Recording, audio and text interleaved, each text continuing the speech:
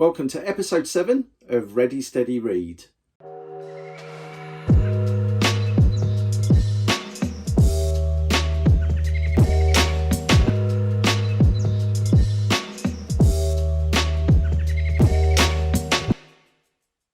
So here we are, episode 7 of Ready Steady Read. Thank you for joining me on the journey so far.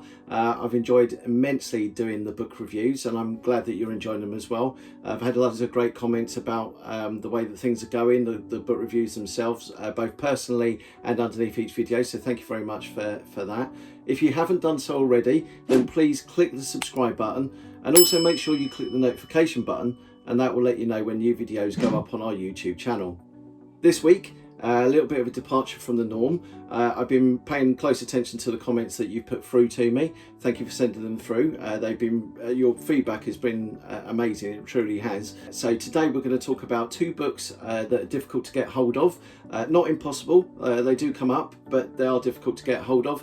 And also two books, one of which has recently come back into print, although in limited numbers, and one that is still available. So we're going to take a look at Coin Magic by Richard Kaufman. We're going to look at The Complete Cups and Balls by Michael Ammar, and two Marlo books, Cardially Yours and Revolutionary Card Technique. So here they are. This is one of the bookshelves that I have upstairs in my spare room. There is another one just down here. This is the larger of the two, and there are some that are in drawers as well, and a few boxes as well that haven't come out of storage just yet. But I thought that we'd take a look at two books, like I said, that aren't in print anymore. They're difficult to get hold of. Not impossible, but they are quite difficult to get hold of. And also the two Marlo books, one of which has just come back into print in limited numbers, and one of which is still available. So let's take a look at Richard Kaufman's Coin Magic. Now you can see this is quite a worn copy here.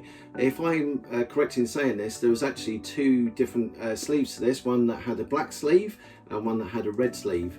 I've never ever looked to see what edition mine is, so let's have a look on here. I actually paid £15 for this, Magic Books by Post. I can't even remember when that was.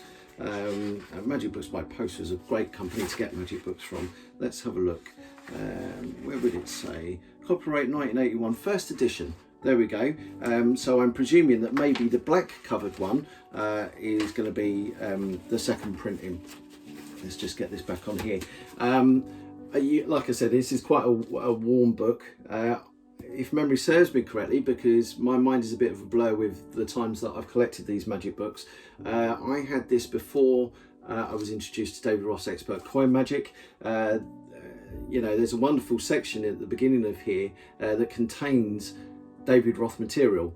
You have things like the hanging coin, the portable hull, there's a version of the Chinese coin assembly in here, the purse frame, the coin production from purse frame.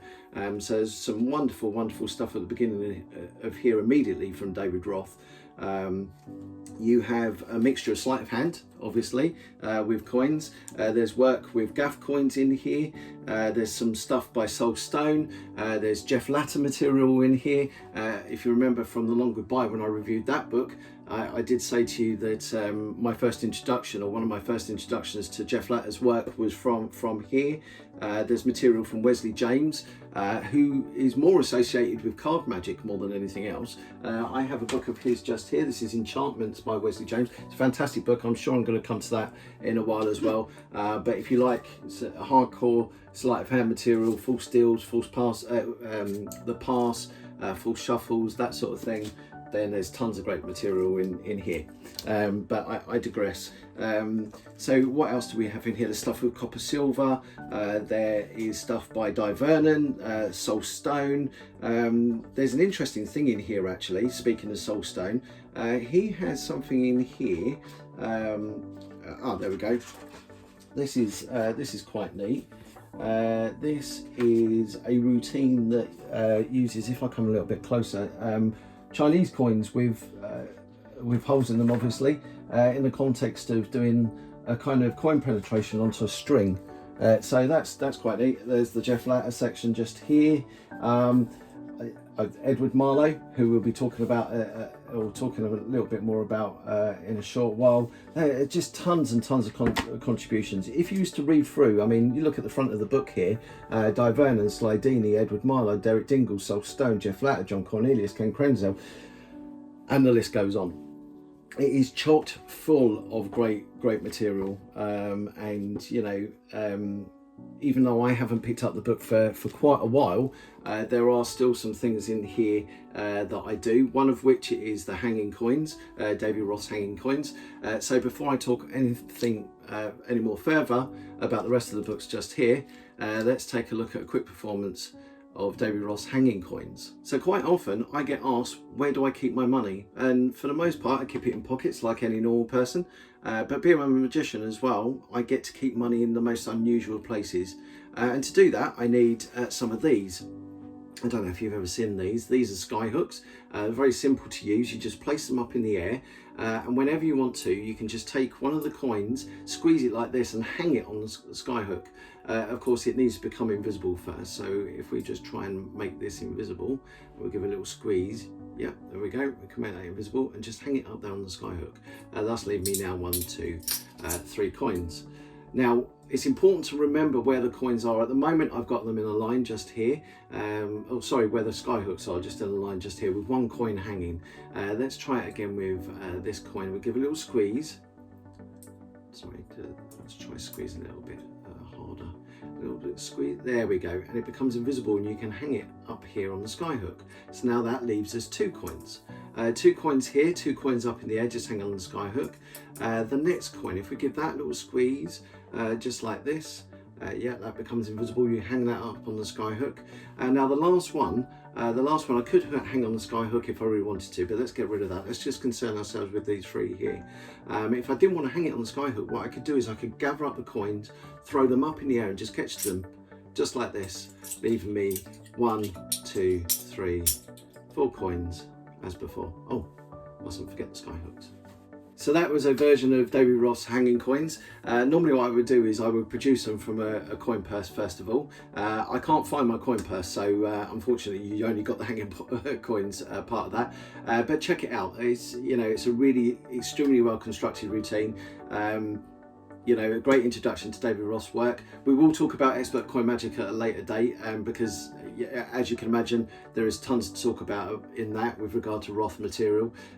So I hope you enjoy it. If you haven't done so already, then check out, see if you can find a copy of Coin Magic. It's not the easiest book to get hold of, but sure, if you keep on looking, you too will be able to get hold of one pretty quickly. So the second hard to get book is this one. This is The Complete Cups and Balls by Michael Ammar.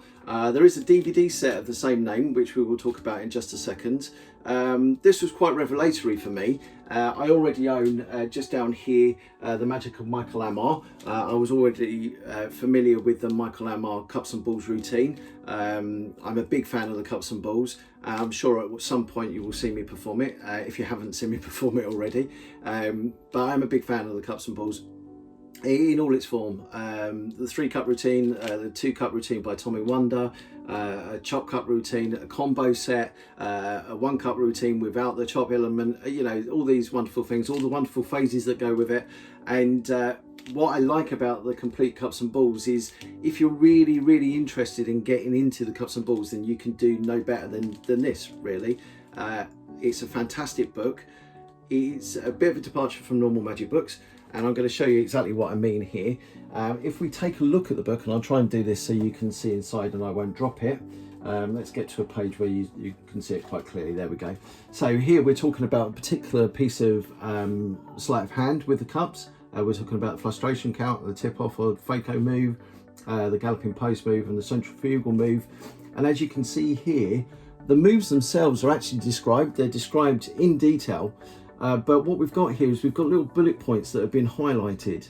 And when they're highlighted, they actually point to the photographs that correspond with them. So illustrations, photographs, as I said before, really help to sell the idea of what you're reading here. But this book, you know, really takes it a whole step further. It's a whole new, different approach to teaching in book form by having the important points pointed out in here. One of the other things as well, and it might be difficult to see just here, but if you come in close just to this bit here, you'll see in the cup we have the outline of the ball. So if you're wondering during the context of a routine where exactly the ball lies, what Michael Ammar has done is he has put little dot marks here, so they're like x-rays, if you will, just of where the balls are, where they lie in context of the routine. So not only do you have these steps, you also have the little arrows pointing to the points where certain actions are happening, and these little x-ray shots of where the balls are as well. And this is throughout the book. So what does the book do? Well, it teaches you cups and balls from the very beginning. It teaches you opening sequences, the types of cups to use, the types of balls to use, whether you should use a wand. It teaches you segments, specific segments like the Charlie Miller drop through move, the galloping post move, for example, the cut through cup, wand spins, wand spin flourishes, the drummer's spin, which was popularised by David Williamson, the Vernon wand spin, which we'll take a look at in a minute, and then it goes on to talk about the bulk of the routine, closing sequences, so the final low sequences, how to handle the final lows, what sort of final lows you should be using, unusual final low sequences when you finish on things that aren't normal in the cups and balls, rather than just fruit, some illustrations of those ideas. And also some ideas from people that perform the cups and balls right at the very end here. So the people including Tommy Wonder, Mike Skinner, Paul Gertner. So you get a whole host of different people talking about the cups and balls, or their take on the cups and balls as well. Before we talk just finally about this, there was one move that I had real difficulty learning when I first heard about it in the Michael Ammar book, and that was the Vernon wand spin. And I managed to learn how to do it from this book. I did cheat a little by referring to the DVDs as well, which, if you have the chance to do it and you find a copy of this book, buy the DVDs as well, because you've got two sources of reference here. You've got the book that allows you to interpret it the way that you want to interpret it, and the videos to show you exactly how it should be done as well. So just in case you miss any points, I would seriously advocate that. So if you can get hold of the book, buy the DVDs as well. If you can't get hold of the book, then buy the DVDs, because you're still going to learn a ton of information from them as well. So the move that I had real trouble learning was the Vernon wand spin. So I thought, just by way of illustration, I'd do a quick demonstration of the move for you now. So here we have a ball. All we do is we take the wand, we give it a little spin and a tap, and the ball will disappear. Sorry, when I say spin and tap, perhaps you have to tap it twice. If you spin and tap, then the ball will completely disappear.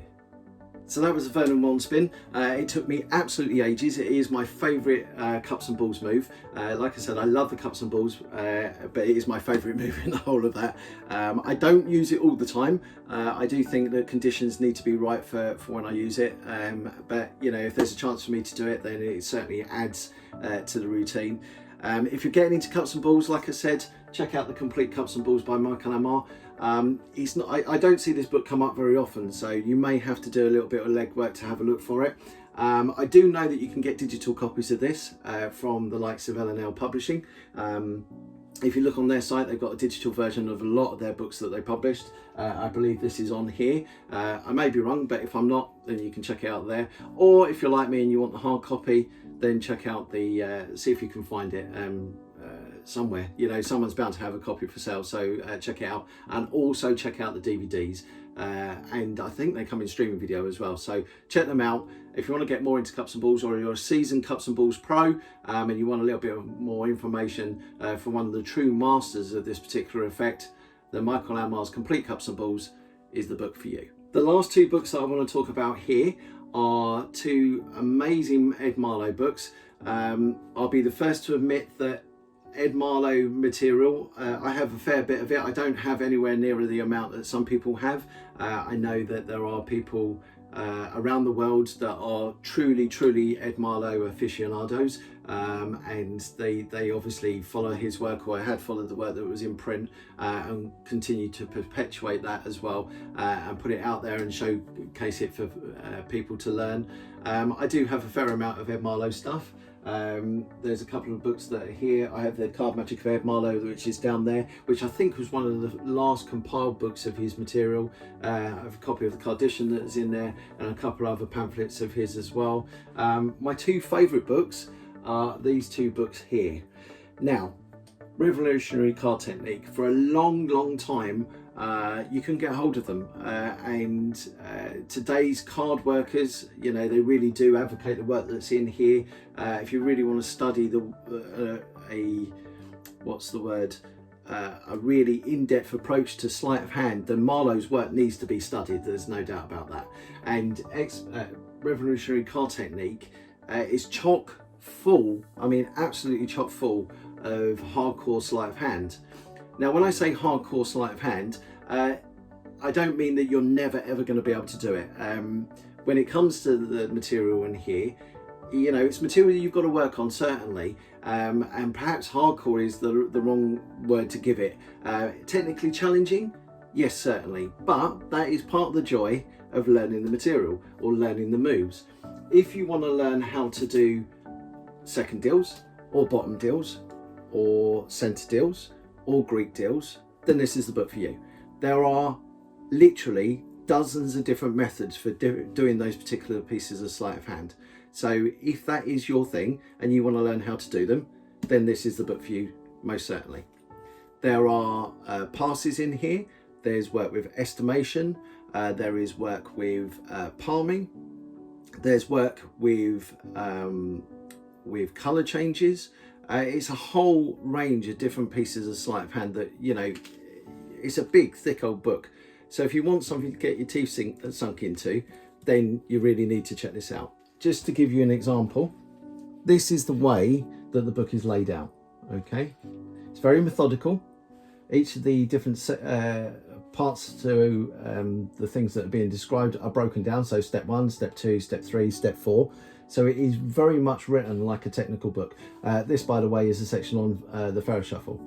Okay, so Pharaoh notes. Second, centers and bottoms. This, I think, makes up the bulk of the book. Okay, so this is what I mean by if you want to learn how to do second, centers and bottom deals, this is definitely the book for you. As you can see, there's part 2. There's stuff on the multiple shift. There is stuff on colour changes, like I said. Side steals, palming, some stuff to do with misdirection. There is a whole range of different stuff in here. So if you're technically into sleight of hand, then this is seriously worth studying. It really is. This is my technical manual when it comes to Marlo material. My favourite Marlo book thus far has been Cardially Yours.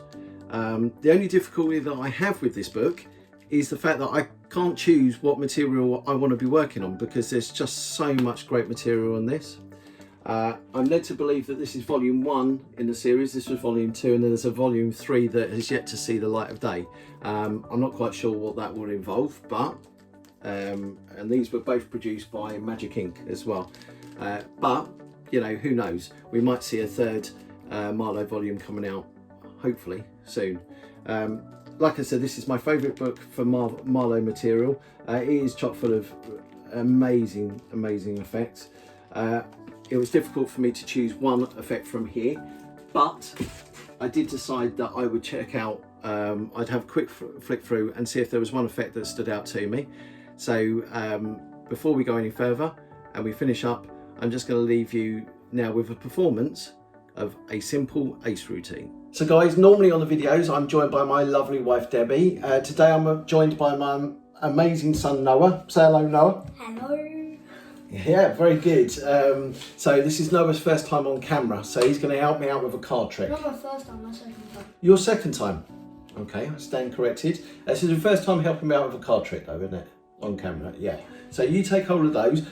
You don't have to shuffle them, just cut them on the table like this. Yeah, brilliant. And then put that half on top. And then once you've done that, just place it down on the table. I'll do some more. Okay, you do some more. Is that all right? Oh, one more for luck, yeah? Perfect, okay. And I'll take hold of those and we'll give that, Daddy will give that. Let me do some more. I'm going to just show them like that. Excellent, okay, and then what I do, you're funny. I'm going to give these a mix up as well and drop those on there. So we have now a packet of cards. So what I want you to do, mister, is I want you to just riffle up and just cut them into 4 packets, all right? We want 4 equal packets. Let me just take some. 1, that's it. 2, 3. Perfect. All right, that's pretty good. Do you want to put some more on this one or on that one? Just that one. Just that one. Okay. All right. Fair enough. So look, we've got this packet of cards. They look about equal. So look, we've got 1 card here, 1 card here, 1 card here, and 1 card here. Let's have a look. See how you did. Oh, that's not bad. The Ace of Clubs is pretty good. Do you know what would be even better is if we had the Ace of Diamonds. Maybe if we had the Ace of Spades and the Ace of Hearts as well. Well done, you. Perfect. But I tell you what, I hear that you're really good at maths. Yeah. Yeah, he is really good at maths as well. So I'll tell you what, we'll get rid of the aces. What ace do you want? Just pick one up for me.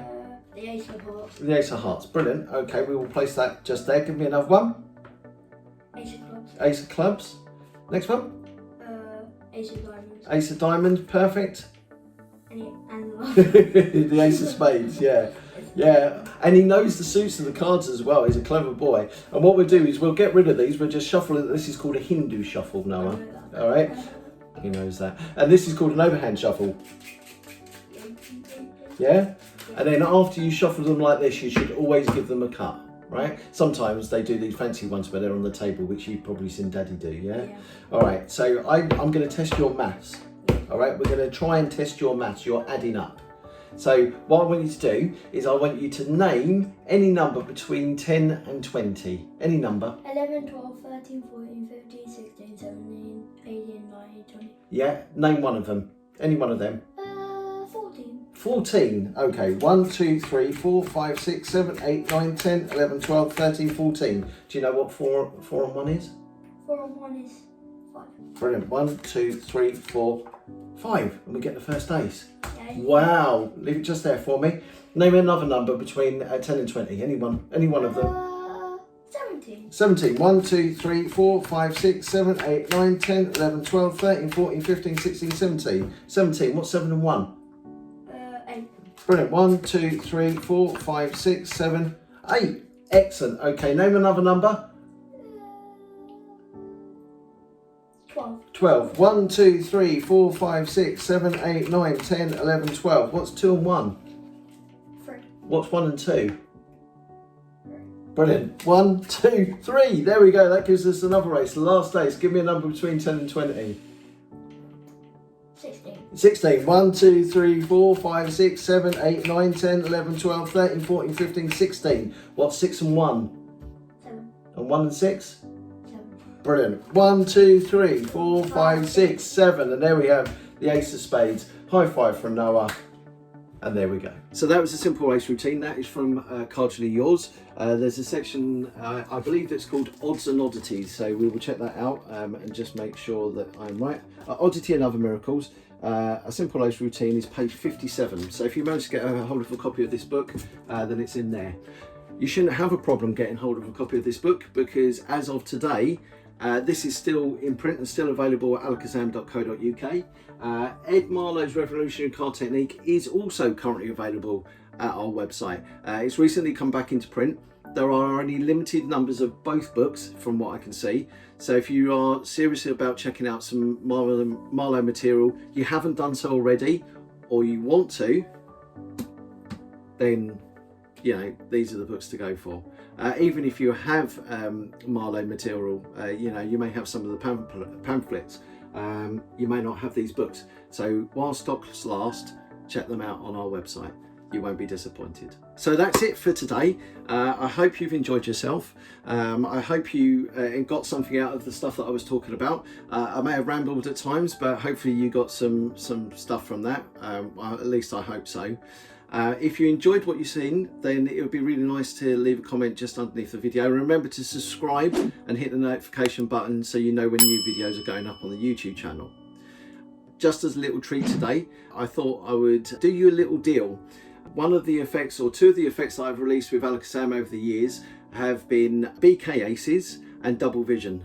Both of them were inspired by Marlo techniques, by Marlo effects. So, for a limited time only, I'm going to give you a mega bundle deal of the two effects. So check them out on our website. They will be at a slightly discounted rate. If you like the material that's there, then hopefully it will guide you more into Marlo work. Like I said, they inspired me, so hopefully you'll like them. And please leave a review as well. That's greatly appreciated. And yeah, it'd be great to hear some feedback. So that's it for episode 7. I hope you enjoyed yourselves. I hope you got something out of what I was saying to hear today. I look forward to seeing you again on episode 8 of Ready Steady Read.